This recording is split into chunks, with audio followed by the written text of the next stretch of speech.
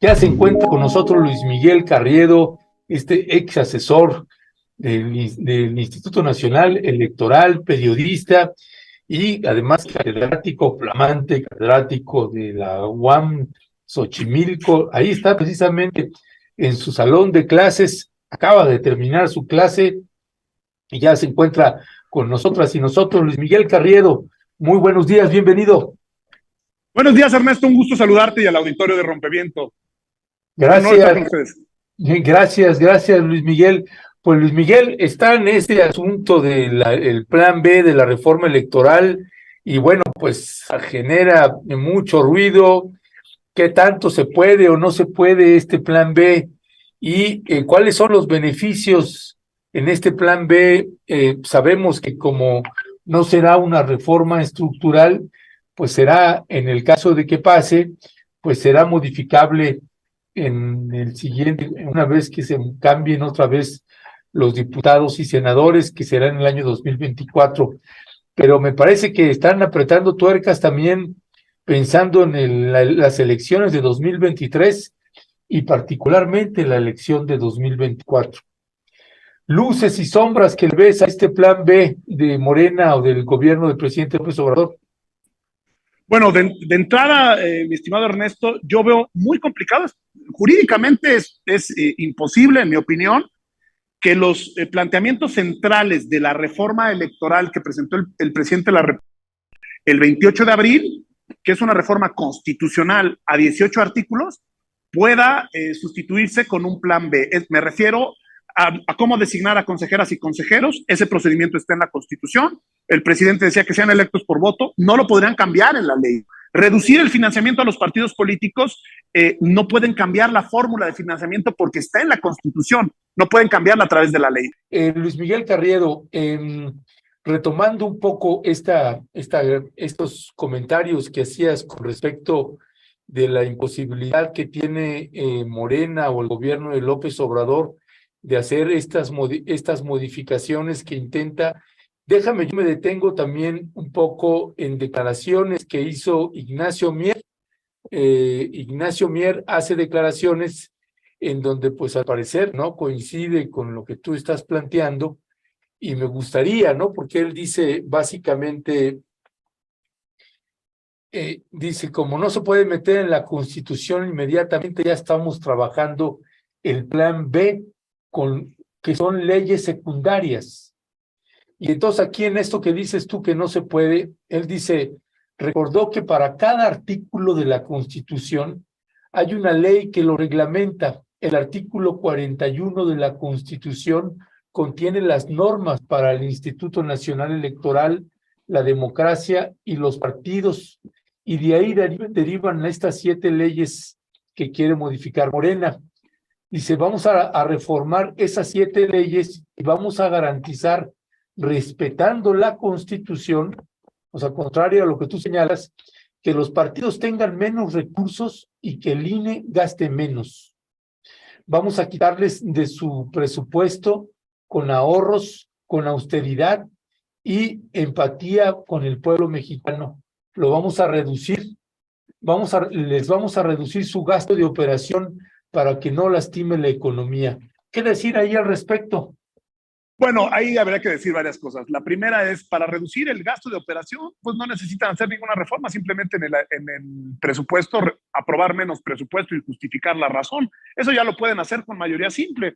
De hecho, en esta ocasión que lo hicieron, se generó la idea de que le habían quitado muchos recursos. No le quitaron nada al instituto porque el INE pedía 4,000 y cacho millones de pesos para una consulta popular. Le quitaron 4,000 y cacho millones de pesos y no va a haber consulta popular, es decir, el INE se quedó con todo. Morena y el Congreso podría haber hecho una reducción, la Corte nada más dijo que la justifica, es decir, eso no necesita hacer un cambio de ley secundaria, lo único que tienen que hacer es cuando sea la discusión del presupuesto, aprobar menos. Yo insisto, reducción a los partidos políticos de recursos, yo no veo cómo la puedan hacer en la ley de la fórmula de financiamiento, está en la Constitución. Efectivamente, la ley reglamenta, la ley nos dice los cómo de los qué genéricos que están en la Constitución. El problema es que en temas electorales, los temas que al menos plantea el presidente en la iniciativa del 28 de abril, los temas que él plantea, la iniciativa de Duarte y de Pablo Gómez, implican reducir, quitar, por ejemplo, el financiamiento público de partidos en periodo ordinario y solo dejarlo en campaña. Pero la Constitución dice cuál es la fórmula. Dice, es el 65% de lo que vale una unidad de medida, que es antes el salario mínimo, se multiplica por un corte del padrón, si hay 90 millones, por eso, y esa es la bolsa que se reparte entre los partidos para sus distintas actividades ordinarias y de campaña. Dicho de otra forma, no se puede no contravenir la Constitución si se aplicara exactamente como lo pone el presidente. Entonces, la reforma constitucional no puede desaparecer a los diputados, no puede decir, va a haber menos diputados, lo dice la ley. Si la Constitución dice que son 500, no puede la ley decir que sean 300. A eso me refiero. Ahora, sí puede hacer cambios distintos o en sintonía con la propuesta de reforma, por ejemplo, en temas de austeridad, a través de reformas legales, pues las podrían hacer. Por ejemplo, dicen que pongan en la ley que los módulos de donde hay módulos de atención ciudadana, que ahora los pongan, no paguen renta, que hagan algún convenio y se metan a algún municipio, pero podrían ponerle en una ley, tal vez, pero no tiene nada que ver con los planteamientos que hizo el presidente concretos. Disminuir el número de diputados, disminuir el número de senadores, quitarle el financiamiento a los partidos. Lo que quiero decir es, la propuesta de reforma constitucional que planteó el presidente y los temas que él plantea ahí no pueden ser sustituidos en la parte sustantiva a través de una reforma legal, porque tienen candados constitucionales. Tendrías que modificar la Constitución.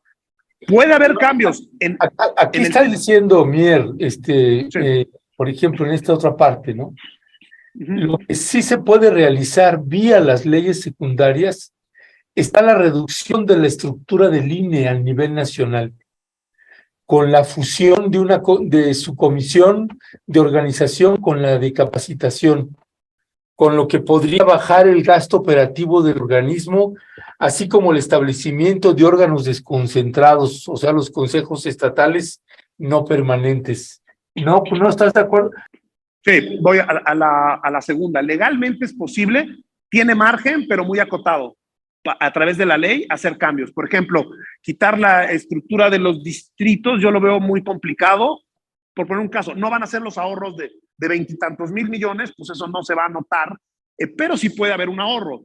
O a lo mejor podrían poner una ley y tendría base constitucional que los consejeros ganen poco, ponerlo en la ley, por poner un ejemplo. O sea, esas cosas, la idea de la reforma, es que la reforma electoral, más allá de estar de acuerdo o no con los temas, tiene una idea transversal en casi todos los puntos de austeridad. El tema de austeridad sí se puede mejorar a través de las leyes. O sea, el plan B, si fuera una reforma, pero es más que una reforma electoral, pues es una reforma administrativa, de austeridad, de buscar algunos elementos para bajar costos. Pero no puede, por ejemplo, desde la ley decir, ya no va a haber diputados y senadores, que lo propone la reforma, o vamos a desaparecer a los soples, que lo propone la reforma. Eso yo no veo cómo puedan hacerlo desde la ley. En la ley ya lo hicieron en la Ciudad de México. Sí pueden, en la Ciudad de México, ¿qué dijeron? Vamos a quitar direcciones, por ejemplo. Vamos a adelgazar al OPLE, al órgano local.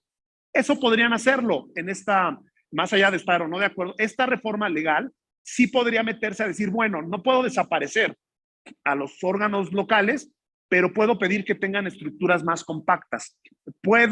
No puedo, yo he oído algunas de las propuestas que han mencionado, decir, por ejemplo, que ya no paguen renta los módulos donde sacamos la credencial y que les presten una oficina en los municipios o en donde sea para ahorrar en la renta. Bueno, eso no tiene nada que ver con los planteamientos concretos de la reforma constitucional, de cambiar el modelo de representación, que los consejeros se elijan en las urnas, o sea, por eso digo que el plan B, pues no es como hago lo mismo, pero a través de las leyes, es hago otras cosas que tienen algo que ver, pues sí, a lo mejor con esta idea general de austeridad.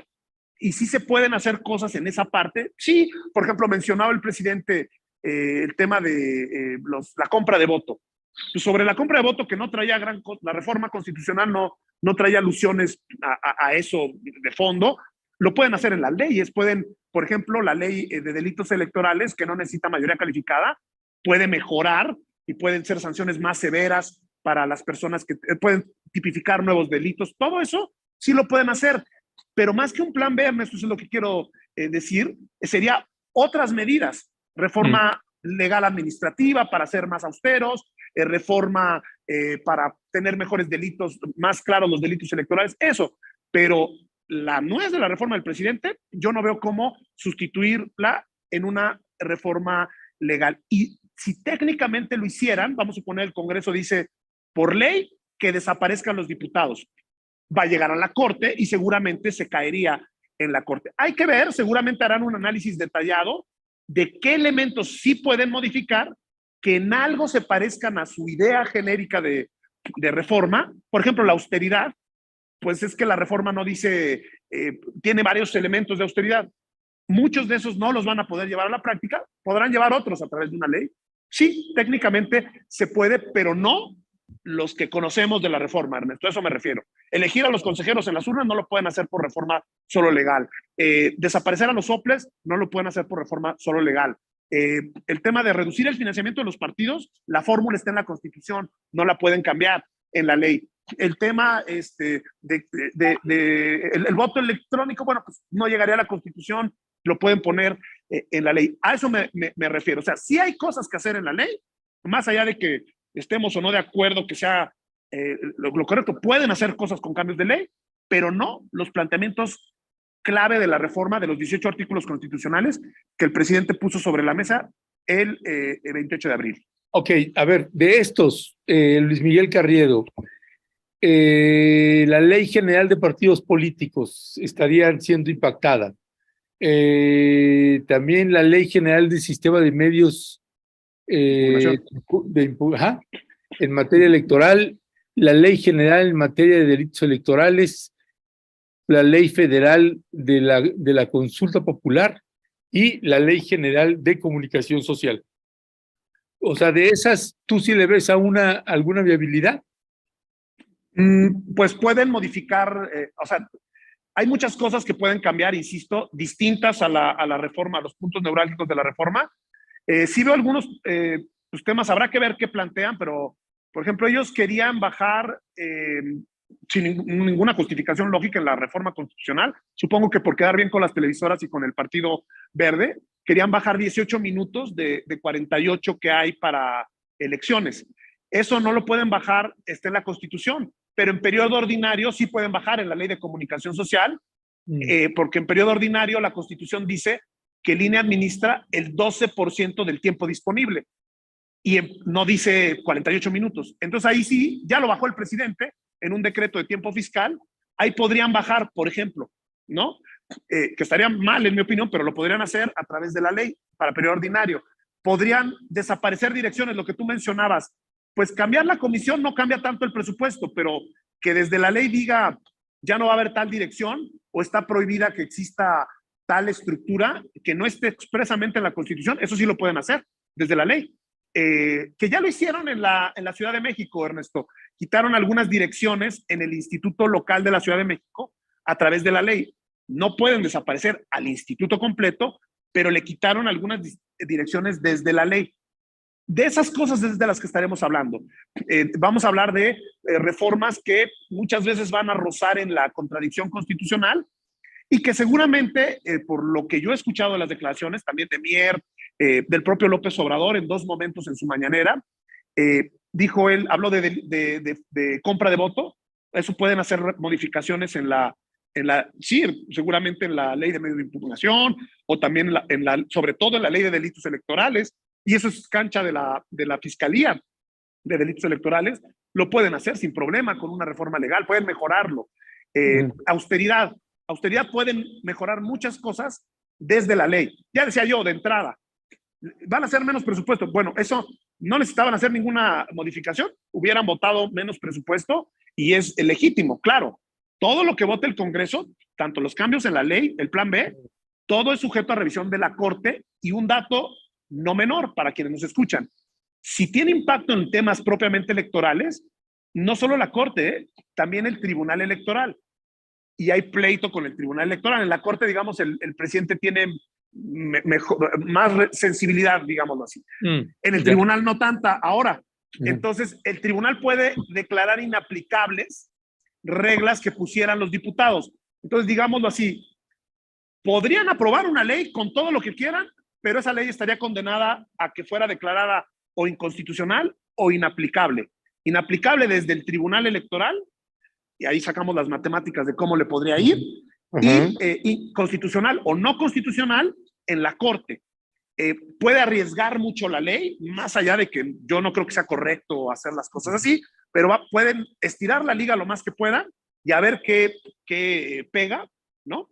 Y la Corte definirles qué les deja o no, el tribunal definirles qué les deja o no, pero definitivamente para el tema de expectativas, sin contradecir la Constitución, los puntos neurálgicos de la reforma que presentó el presidente, en mi opinión técnica, no se puede. Los puntos neurálgicos, ¿no? Ya, dice, ya para despedir, dice, qué bien que diga eso, dice RM Malagón, que diga eso, pero no sabe que precisamente lo van a discutir para ver qué se puede hacer.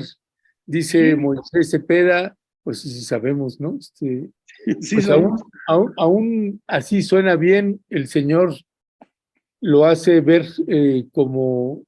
Uy, ya se movió ese texto. Bueno, Delia Weber, el voto electrónico es muy importante. Mexicanos en el extranjero podrían votar. Pues en fin, son parte de los comentarios que está haciendo la audiencia. Guadalupe Cruz, al rechazar la iniciativa de reforma electoral del presidente López Obrador, la oposición se irá perdiendo como ocurrió en la reforma eléctrica. En fin, son parte de los comentarios de la audiencia. Mi querido Luis Miguel Carriedo, te mando un fuerte abrazo. Muchas gracias por tomarme la llamada. Un abrazo ahí hasta la hermana república de la Universidad Autónoma de Xochimilco. Saludos desde la UAM Xochimilco y nada más recuerden que también van a someter la Constitución a la votación. Si la oposición, por ejemplo, está de acuerdo con el tema del voto electrónico, pues que vote a favor eso y eso sí pasa a la Constitución. Entonces, falta también ese momento, ¿eh? La votación de la reforma del presidente se va a poner en el Pleno, seguramente. Órale, pues gracias Luis Miguel Carriedo. Pues escuchó usted a Luis Miguel Carriedo, profesor universitario ahí en la Universidad Autónoma Metropolitana, plantel Xochimilco, un enlace que hicimos ahí desde su salón de clases, recién terminó sus clases